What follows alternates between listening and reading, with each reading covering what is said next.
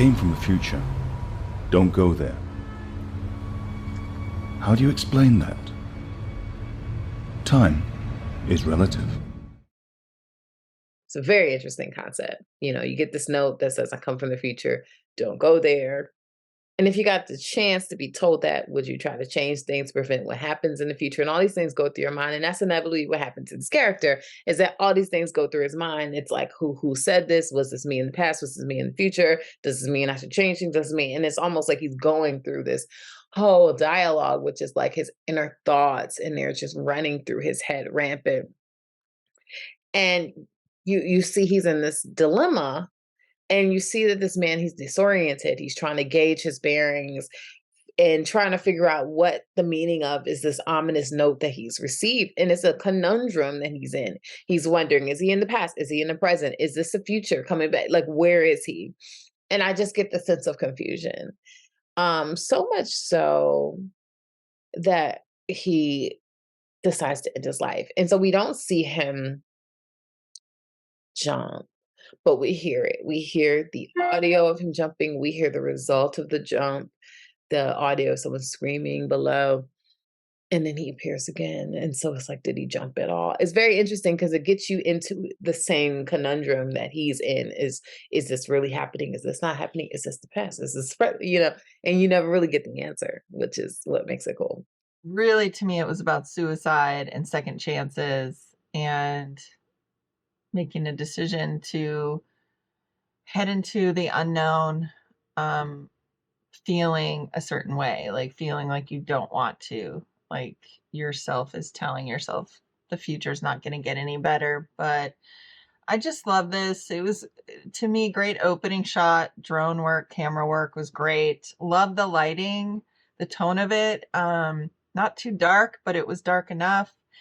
Just the close-ups are really nice. The performance of this actor was great. One side thing, just because it can be a pet peeve of mine when I see somebody drink alcohol in a show or movie and they don't react to the flavor or the taste. I liked that this actor made that choice, or the director directing them to that, to just react when they took the shot of vodka or whatever it was he was drinking, just to react to the strength of it and the flavor of it. I liked that a lot. I just thought there were nice close-ups here, nice moments. This performance was great. Nice subtleties, nice narration, and the script was really well done. It had me thinking. It was really, to me, about second chances in a way, like giving yourself a second chance at life. Even if you don't feel like the future will hold something brighter, just keep persevering, get through it. There is hope. I like the clever writing of this short. The narrator's voice is so articulate and appropriate for the philosophical / sci-fi writing in the piece about both future and past existence. The camera work on a gray day in the city is brilliant. It swirls around the main building and down to the dizzying traffic. The lone actor has the perfect stoic demeanor for the role. The ominous soundtrack is also great for this somber yet effective piece. I like the setting of him being up high on the building, overlooking a city that's overcast. It adds to the mood of the darkness of the story. His narrative repeats almost as if it were a poem. And at the end, the tragic events appear to repeat themselves or are about to, and our character is in limbo. He has not found a way to intervene in his doomed future and its cycle. If only he could forego the note he has and do something different.